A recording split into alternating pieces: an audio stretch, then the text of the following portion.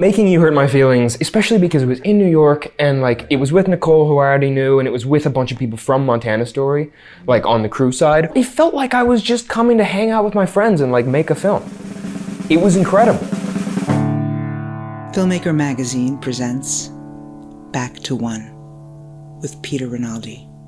Owen Teague is an actor. He sat down with me on the Upper West Side of Manhattan to talk about the work.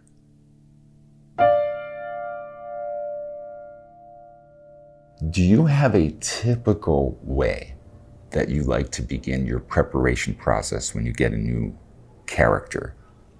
Not really. It kind of changes from role to role. I mean, I think my sort of instinct with everything is to know as much about that person's life as I can and try to put myself into that life as much as I can. But where I start with that varies, you know, from person to person. Just however that character sort of leads me is what I follow. Which I sometimes feel a little bit like, you know, do I really know what I'm doing because of that? Like, right. You know, I always feel like I'm starting over, sort of, every time I work on a new character. It's like, okay, well, I don't actually know how to be an actor at all. But I think that's part of the, you know. Is it when somebody is kind of close to you that you feel a certain way of approaching it, whereas if they weren't as close to you as a character, it would be different? Like, is that the deciding thing? No, it's sort of, I don't really know what the deciding thing is. It's I mean, a lot of it for me is actually physical. This is something that I've discovered, you know, recently with the last project I worked on. Is like, that's sometimes, even though, you know, the thing that sort of takes up the most energy in my brain usually is the inner life kind of stuff. Where I typically sort of fall in is physically. Not saying that that's where I start every time, but that's sort of the like, I feel like I'm getting it now. And does that literally mean just a way of walking, a way of moving, or you feel it drop into your body somehow? I feel it drop in. I mean, it includes walking. It includes just how, you know, how I hold myself and what the kind of, where the tension is, where, you know, where things sit in the body, which sometimes is way more pronounced than other times. Like, you know, there have been characters where it's pretty much just me. And I feel like the way that I feel. But sometimes it's, you know, I'm playing somebody who stands with their shoulders as far high as I can get them to go. And sometimes I'm playing a literal chimpanzee. So, you know, it's quite literally. And what do you think, what do you feel like you have to be doing in order to feel confident on day one? Like, besides the things that are not. Sorry. That was almost a spit take if you had some water in your mouth. So you're not confident on day one? I don't think I've ever felt confident on day one ever in my life. Let me ask it this way. What has to happen for you to actually go to day one? You just have to do it. I just have to force myself to, I mean, like, and sometimes you feel ready-ish. Sometimes I feel like I've done everything that I can do up until day one. And I am as prepared as I'm going to be. And that's a nice feeling. And sometimes all of that goes right out the window the minute you get on set, because it's you know, we're shooting it in a different way than I thought, or the director has different ideas or whatever, which you have to just learn how to kind of roll with. But like I did a film a year or two ago that I was on set for one day. And I actually just spoke to the director, and they ended up rewriting the entire third act, and I am no longer in the movie. The character is not, like, it's just gone. Which is you know, it happens. Yeah. It sucks, but it's like, Yeah. you know, you do a movie that's kind of high precision plot mechanic stuff, and that tends to happen sometimes. Right.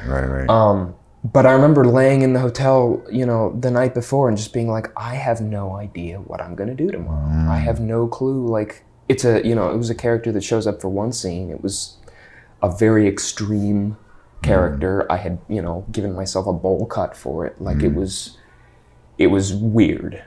But in terms of, and I looked at, you know, videos of you know, to get kind of inspiration of people in prison and you know, because it was an interrogation scene in a prison, and I, you know, read some things about what, you know, I thought maybe this person was. Psychological stuff for me tends to help. You know, reading about people who have you know, a mental illness or a just a neurodivergence that you know, you can sort of pull examples from, and because I mean, the reason that I say that is because I've tended to play a lot of people who are on the psychopathy spectrum. But you know, I'd done all that kind of like taking bits of research from different places and sort of thinking about it, but I was like, I have no idea what's going to come out tomorrow when we're in this scene, and you just kind of have to be like, all right, well, whatever happens, and you have to commit, and not. I mean, I did this summer course at RADA. Like 5 years ago now, a Shakespeare summer course, which actually Andrea Riseborough said when we were doing Bloodline together, because she'd gone there. Oh, wow. And she said, you should definitely go spend a summer, you know. So, you know, she's wonderful. But the guy who ran it, his name was Jeff Bullen, and he had a saying which was, act like fuck. I like that. And that's what he would tell us when we were, you know, doing our monologues for him at the beginning, or, you know. Somehow get you right there, those words. Yeah. Right? Yeah. And like, that's kind of been something that I've very religiously followed ever since, is like, if you're gonna do it, do it. Yeah. And maybe it's wrong, and that's fine. You know, it's so funny you mentioning this, because on my way down here, I was thinking about what's special about you, right?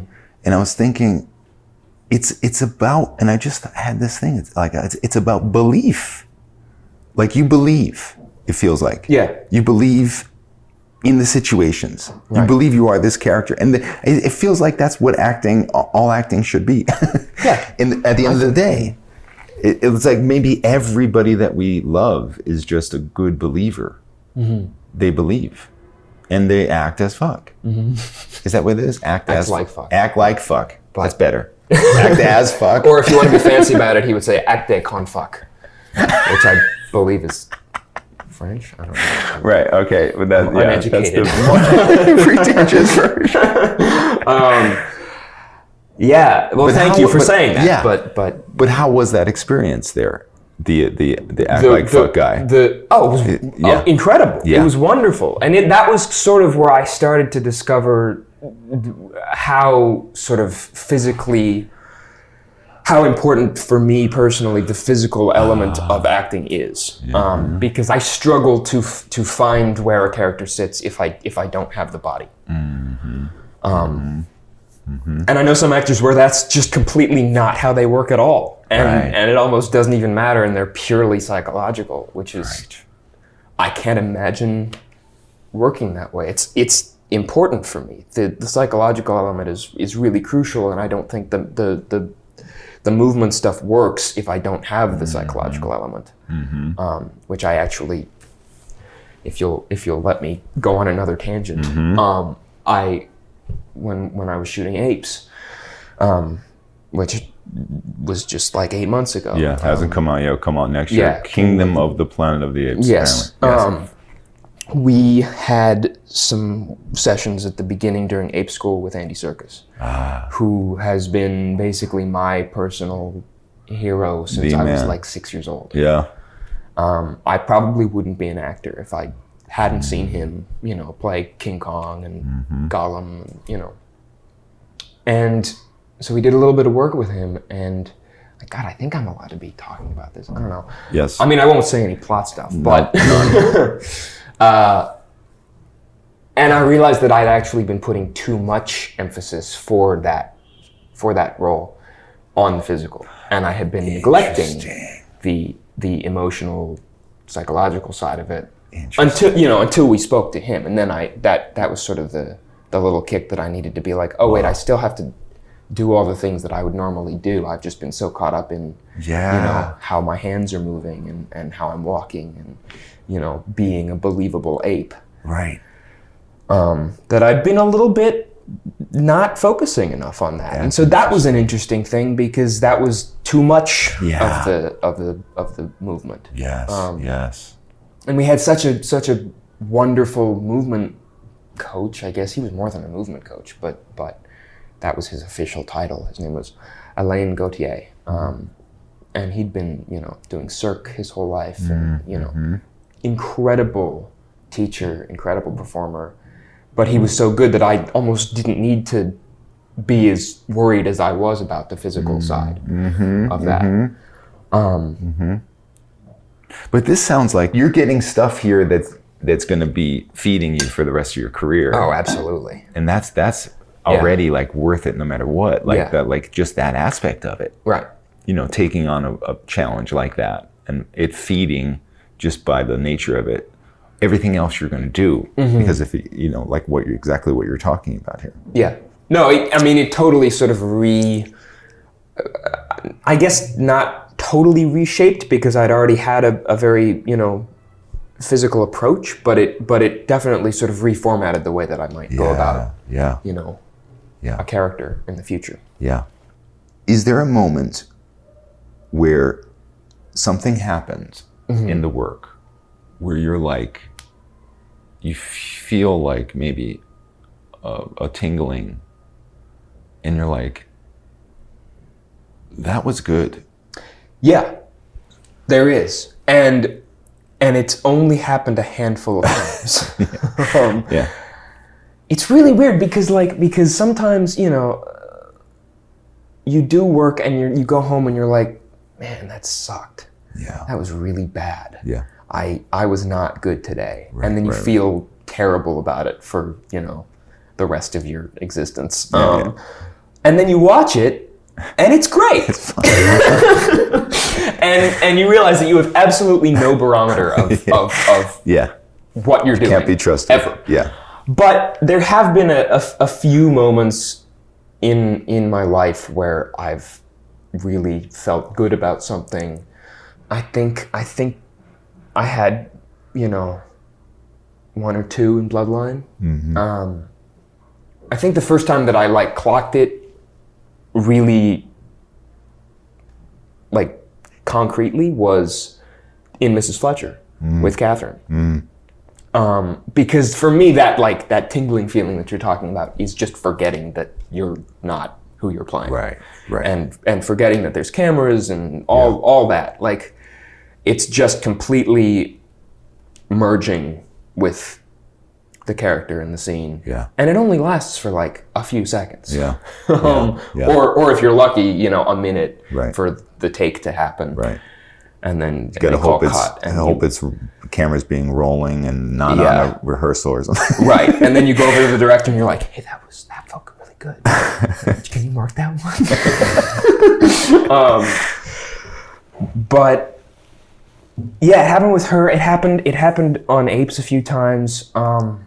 Do you try to manufacture this again? Do you try and feel You like can't. you can't, right? I don't think you can. I think it's some, and I hate to be talk about acting like it's some magical thing because it really just bugs me whenever actors talk about it like it's like they're performing a seance, but it really is kind of I have no idea what just happened or how I got there or what worked, but it worked, and God, I hope it happens again. Yeah.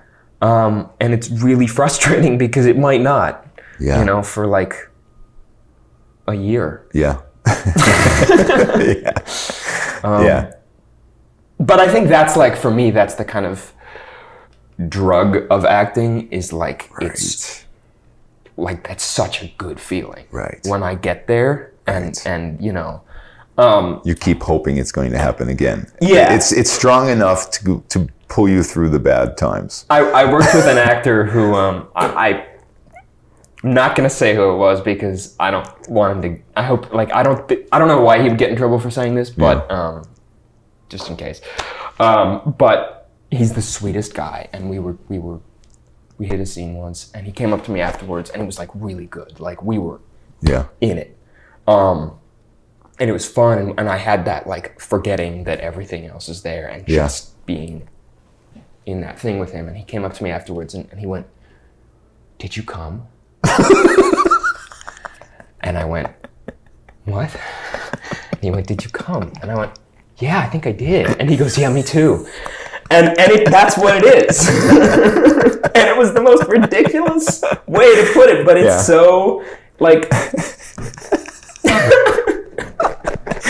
It's two men knowing that they had this moment. Yeah. That's beautiful. It was incredible. He would have gotten in trouble if you were a woman. Yep.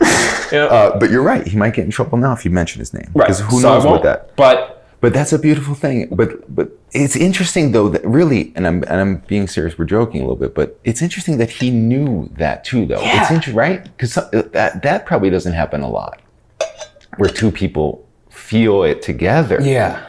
Well, actually, that's the thing that I've found, is that I can't do that on my own. I cannot forget that because it's so much about just listening to whoever you're working with. Yeah. And like focusing on them. And that's kind of, I forget who told me that or who I heard that from or whatever, but some actor said once that like anytime they lost their way or they, you know, it wasn't sitting right, they were like, I just listen to the other person. Yeah. I just focus on them and I forget about what I'm doing. Yeah. And I just let them bring me back. And it's really true. Like if you're not feeling it, unless you're both not feeling it, in which case, you know, you're probably working with a not great script. Right. Or you both suck. But it really works. Yeah. I think. So maybe it is common for it to happen together then, because it's almost like what you're saying is that when you start focusing on the other person feels that too, that focus, and then it makes them better. Yeah. Because they're knowing you're in it. Right. And it makes them in it. And you sort of forget together. Right. Which is right. really wonderful. I think, I mean, at least for me, it has to be, it's always a shared experience. Yeah. Let's talk about some people that you've worked with and tell me how they have impacted your work. Well, I mean, we'll start with Riseborough. She's been in here twice. I don't know if are you a sports fan? No. Okay. I'm not. I'm one of those people who, if I'm in a room with sports fans, I'm the guy who's not a sports fan. When I'm in a room with anyone who's not a sports fan, I'm the sports fan. You know, that kind of guy. But one of the great moments of my life was when the Cleveland Cavaliers beat the Golden State Warriors. It was a comeback. That was they were down 3-1, 3-1. It was LeBron James. When he won, I was watching it in a room by myself. My wife couldn't care less. I jumped up and I said the words. The words came out of my mouth, yelling in joy. This gives me hope. I didn't even know it was coming out of me. Oh, I want an experience like that. When Riseborough got nominated, I felt those words. They didn't come out. I'm being honest with you, but I felt that same way, and I hate to connect that to one thing. It's a sports event. To another thing, it's a bullshit event. You know?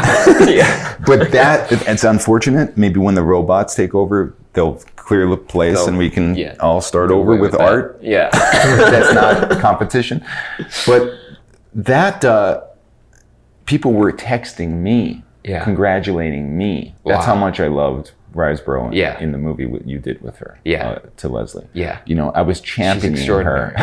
I was getting texts like I was nominated for the I know this movie because of you. Congratulations, Peter. I'm like, what? But that performance is kind of like, to me, is kind of almost life-changing. And I know, and I said this to her, it's like, it changes the way you deal with people. Yeah. Or look at certain people. Yeah. Or deal with anyone that is consumed by that addiction. Right. You know? And that is a miracle kind of thing. But we have to say this, and if you'll let me, and I kind of tried to say this to Mark Maron, but I'm going to say this to you now. You guys were integral. We wouldn't have had this great performance if you guys weren't doing what you were doing. I really believe that. But tell me what this is like. You know, I can't get a handle on what it's like to work with her. It almost feels like when somebody has to do a performance like this and has to change, like almost has to transform, that they have to do like this, for lack of a better word, because this is not the right word, this method kind of thing, where it almost feels like it could be a little bit selfish. Like they need to do so much that they have to kind of, the performance, like in a way like what Daniel Day-Lewis does, like where it's like, you know, people that worked with him that have been on the show have talked about like how it's not giving. It would almost appear like an actor has to do kind of selfish things in order to reach that performance. But tell me about this. Well, there is an element of truth to the what I think, you know, you were just saying, people say about Daniel Day-Lewis of like, you know, there being a sort of distance. Yeah. I don't, like, I've worked with Andrea twice. Once was on Bloodline, once was on To Lesley. She played my mother both times. Rather, I played her son. And she is an absolutely lovely person. She's one of the kindest actors I've worked with. But there is a kind of distance there, and I don't feel like I know her. Because some actors you work with and you're like, we're buddies, we know the depths of each other's souls, we're always, you know, we'll always be in touch. That, I don't feel that with her.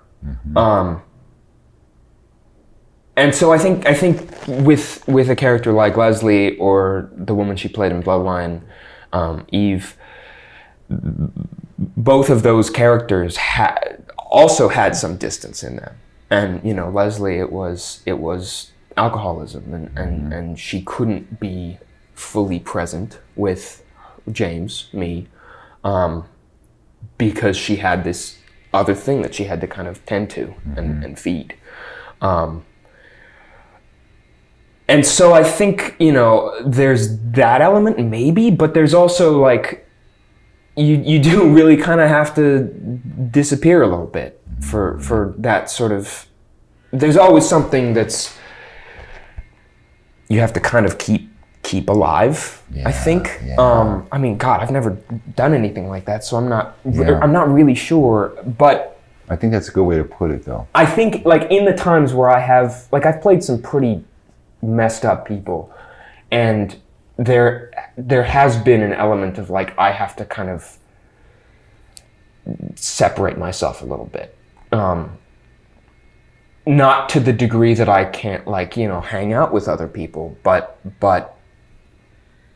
it is hard sometimes, especially on set, to, you know, goof off with everybody or to be part of the fun conversation that's happening in the tent over there. If, you know, you're about to go get disowned by your son and, you know, be homeless. Right.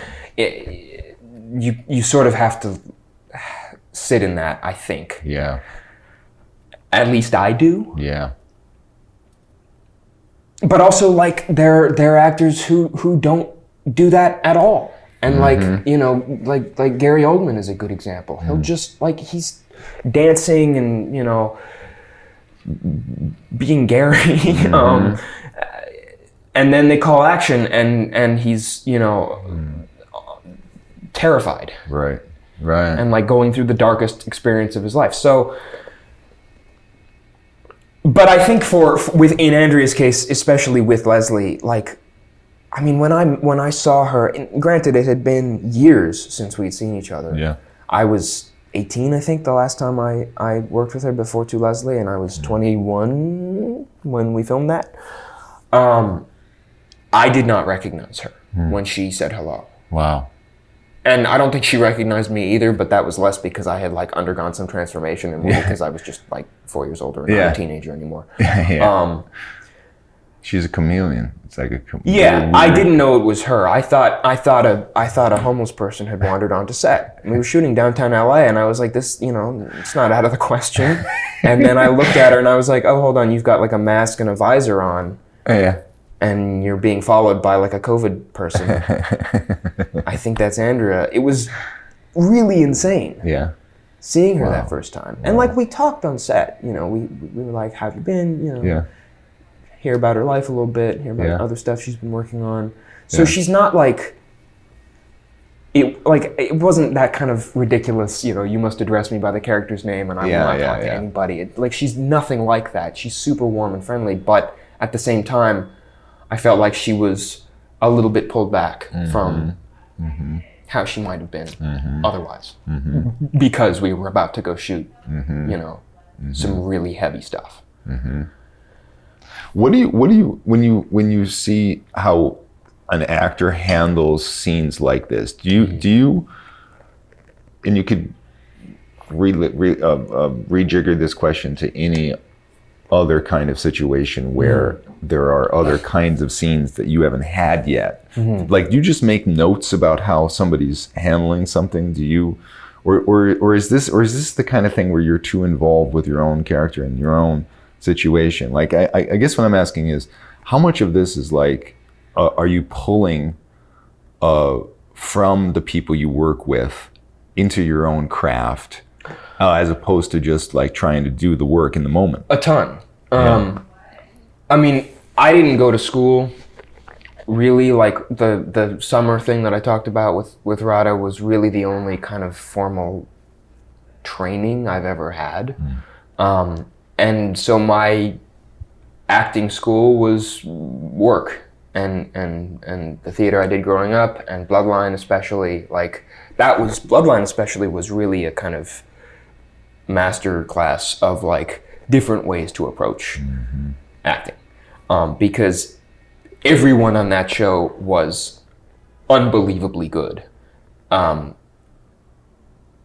also all approached it in completely different ways. So like Sissy's process is nothing like Ben's process, and Kyle's process is nothing like they're all over the map, which was really cool as a 16-year-old kid to get to work with and experience all those ways of approaching it. Right.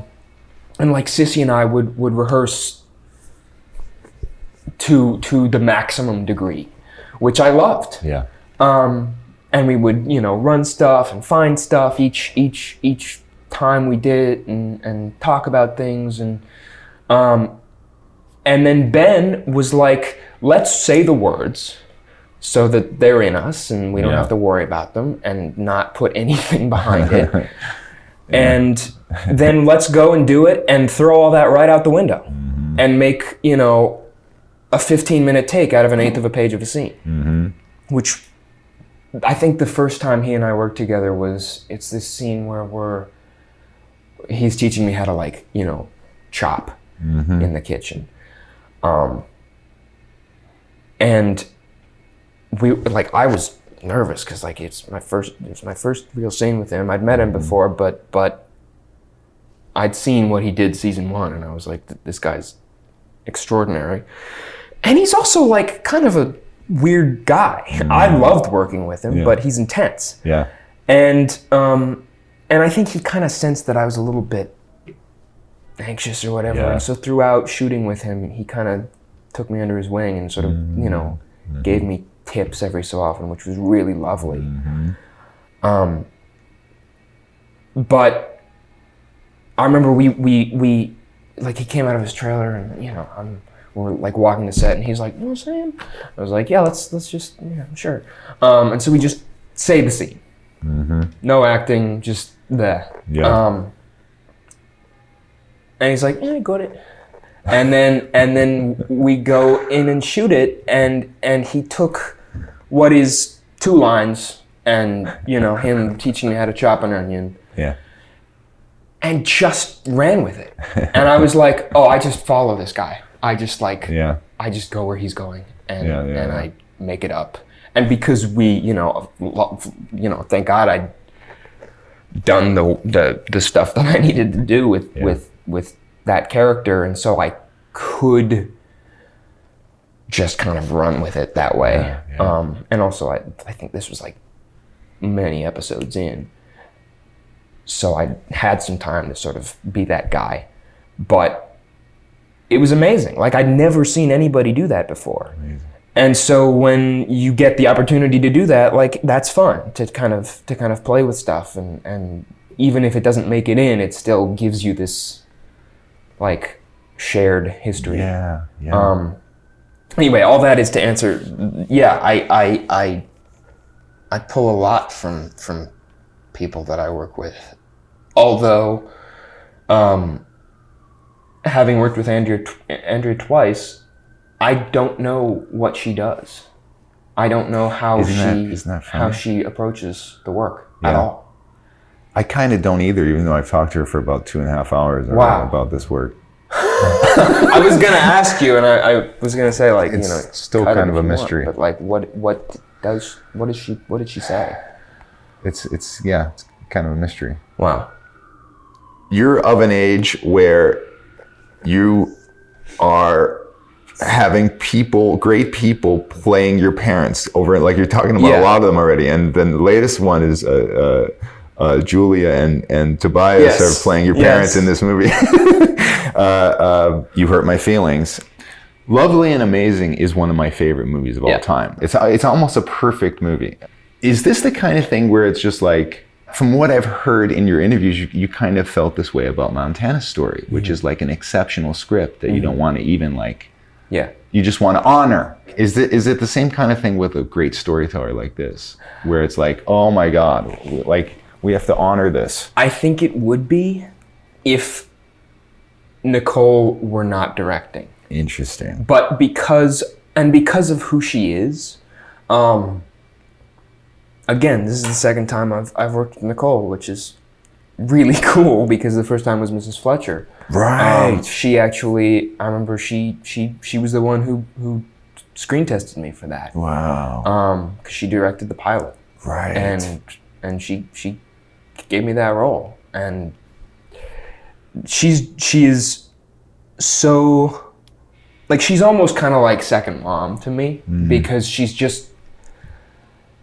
so easy to be around and to work with, and she's got such a kind of like ease to the whole thing that the script that she wrote is of that caliber that I think, were it anybody else, we would be like, this is like, we can't touch it. We're just here to honor it.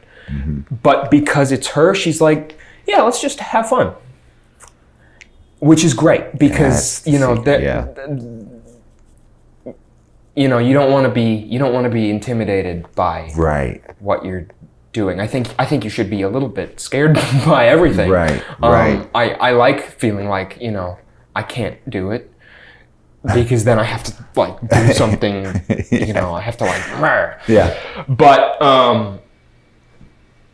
But with her, it's like. That making You Hurt My Feelings, especially because it was in New York, and like it was with Nicole, who I already knew, and it was with a bunch of people from Montana Story, like on the crew side. It felt like I was just coming to hang out with my friends and like make a film. That's amazing. It was incredible. And Nicole's also very like, she's very kind of, she lets you play.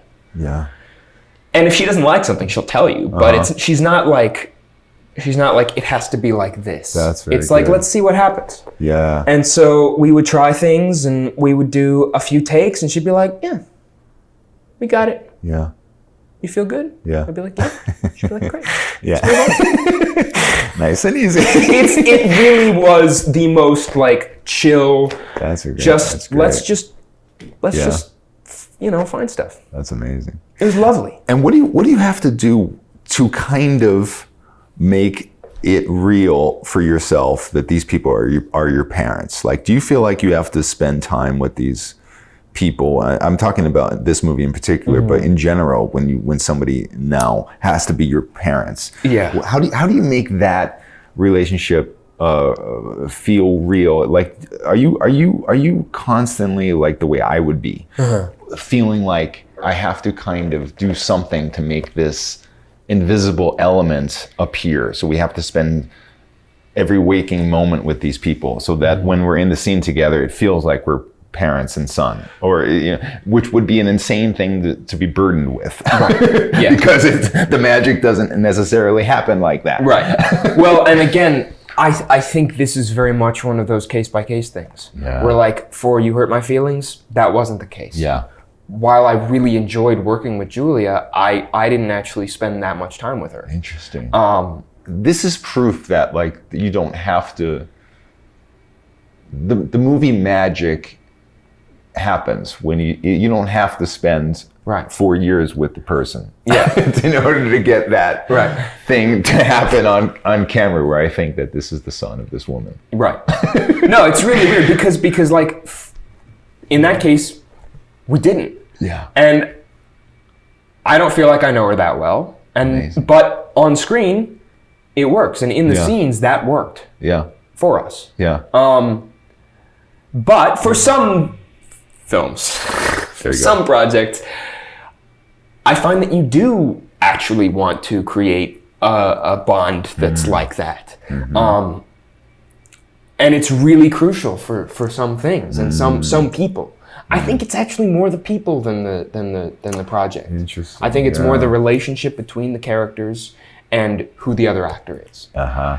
And sometimes, and like I'm pretty easygoing with how actors like to approach, which I'm quite lucky to be that way, because I think it's actually, I mean, I think it served me well to be able, like, I'm glad that I had the experience I did in Bloodline at that age, where I had to learn how to work with all these different kinds of people, because actors are different, and actors are kind of funny sometimes, and they'll want to do something that another actor hates, Yeah. and you just have to work with it. Yeah. And some actors will want to spend, like, they'll want to go out to lunch, and they'll want to have picnics in the park, and, like, you know, come over for dinner, and they'll want to, like, really make that thing Yeah. that's on screen. And when it works, which usually, if they're the kind of person who wants to do that, it does work. When that works, it can be really, really rewarding, because then you get a scene where you know, you're going through some heavy stuff, and there's like this just total trust, Yeah. and you've had all these experiences together, and it helps when you have a longer shoot to do that. You know, you can't really do that on a film, I Yeah. don't think. Yeah. Maybe you can, but you have to be pretty extreme about it. Have you ever played opposite someone who's supposed to be your romantic interest that you hated? Obviously, we don't want names. Right. I mean, we want names, but we're not going to get them. Yeah. But You know- what about something like that? How do you fake that, though? I haven't had to do a lot of that. Okay, good. Good answer. Which I've been lucky. I haven't actually worked with that many people that I've hated. Usually I'm just like, I don't love you, Yeah.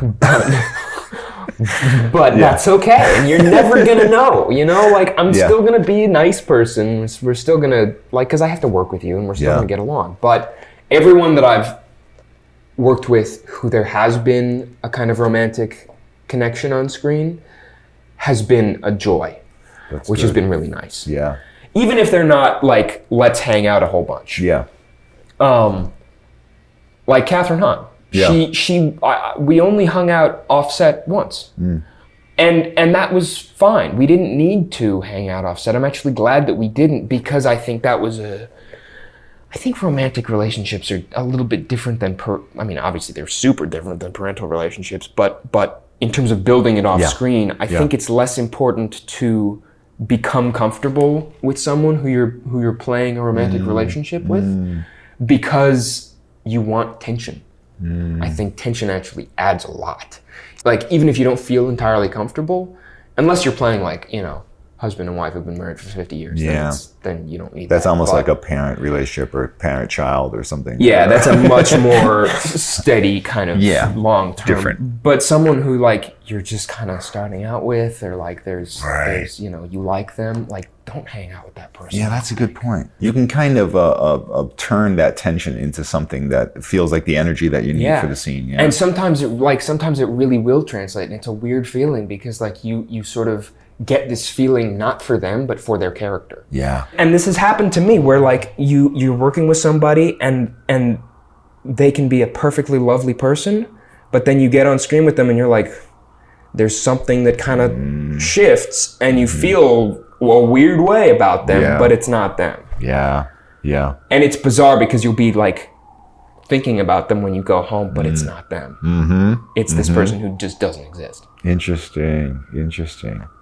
It's bizarre. Yeah, yeah. But this is the mystery of this work, I guess. It's and also cultivating that relationship with that mysterious entity. Yeah, is all part of it. Here's something you can't talk about that I want you to talk about. Okay. Did Trouble Boys film yet?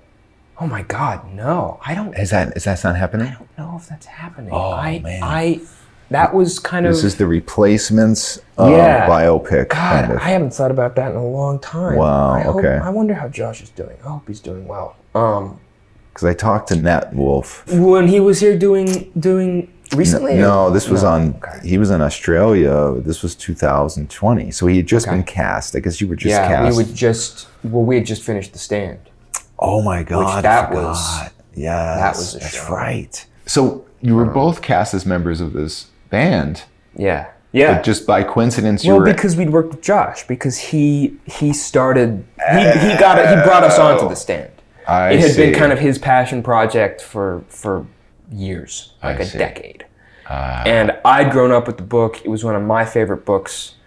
It is one, like, that didn't change.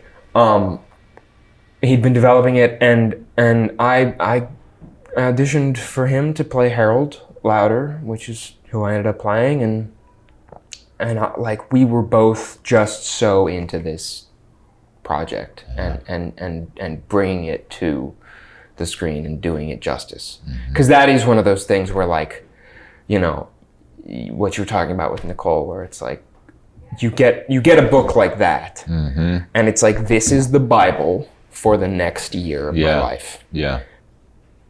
And like, I want to just preserve this thing and honor it as best I can. Yeah.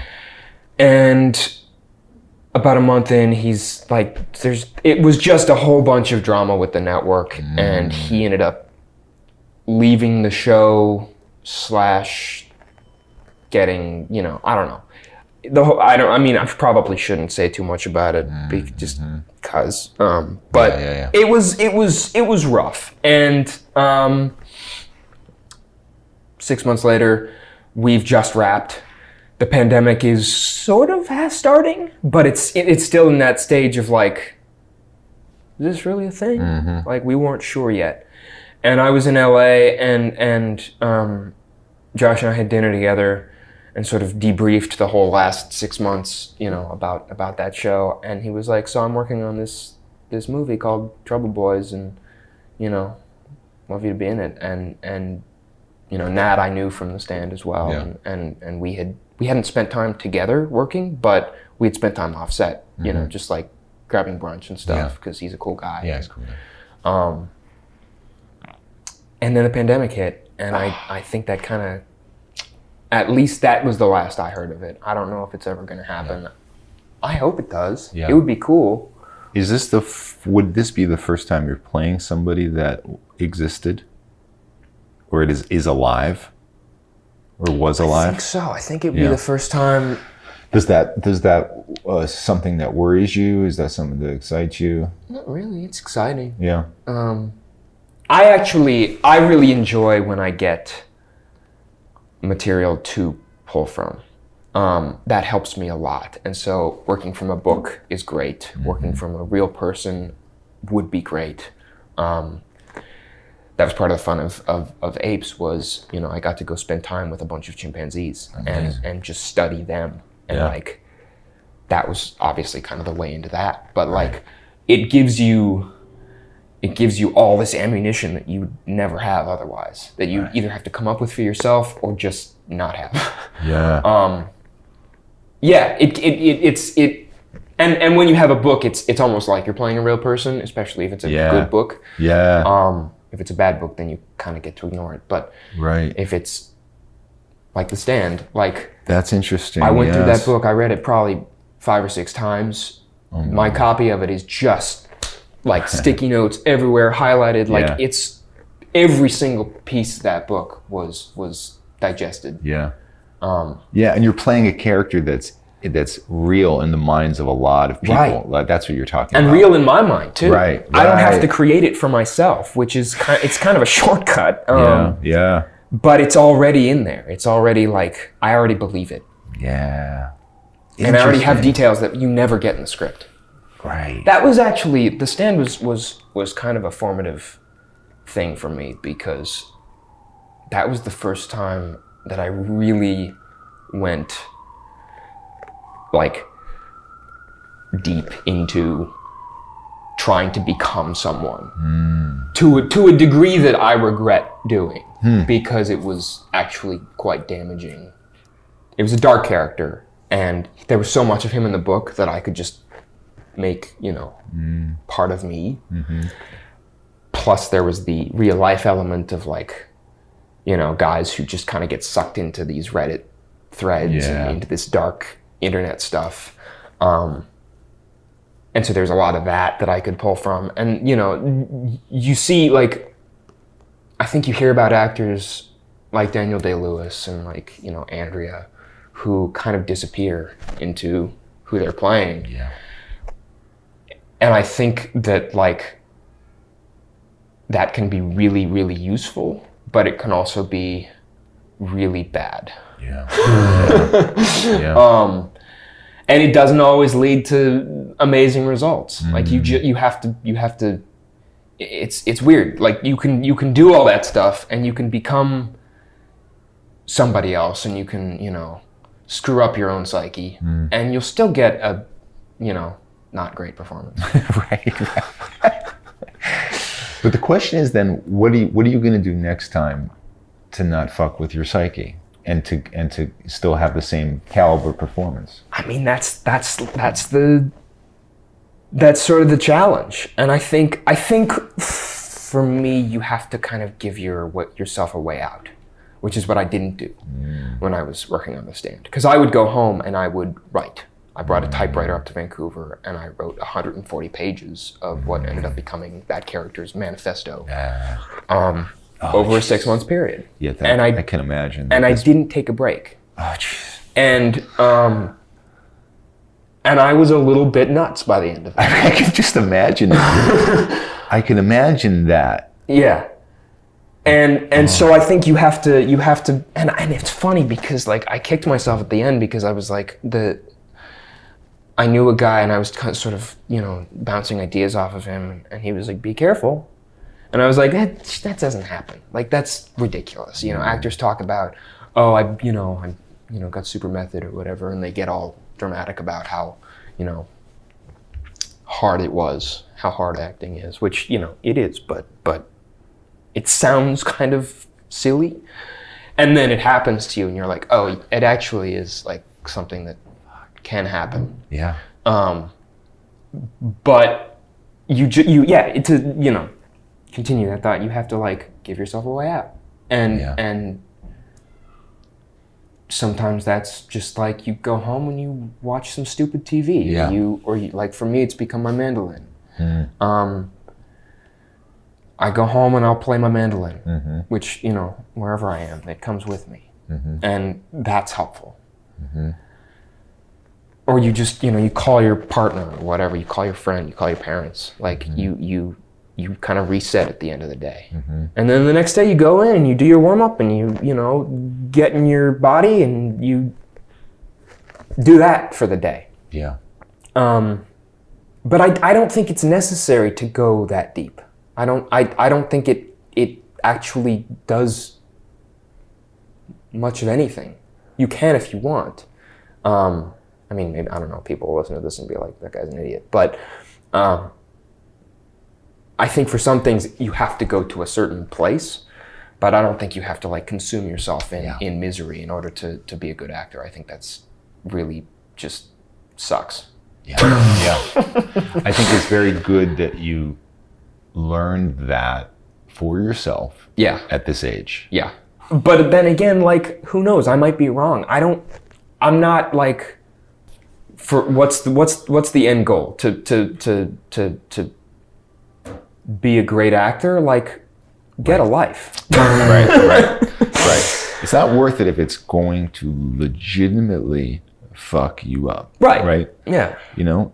And then what you're saying, though, on the other side of this is also true, though. It just might not work. Right. It just might not work. So if both of those things are true, then that's all you need to know. Yeah. Or it might work for you know, you. Or it might work for this guy, but not for this guy. Right.